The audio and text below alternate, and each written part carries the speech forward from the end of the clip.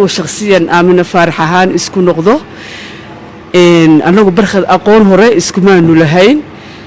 هبين بان داودي تلفزيون كيجا جيبوتي برخد هذايا كهذايا تعليم تيسا وحصاب برتي إنه مشرح يهاي أضونية marka ani waxa igalay maadaama aan gabadh fanaanada ahay dadka fanaaniintu waxay u badan yihiin oo dad iska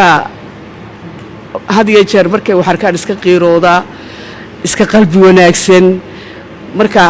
halka waxaan ka qaatay inaan walaalkay barkhad inaan kan idida oo hay heeso soo sameeyay anigu heestii waan soo sameeyay sida kaga hadhimaayo barkhad waxa weeyaan aniga musharaxayga ee fadhiya golaha baarlamaanka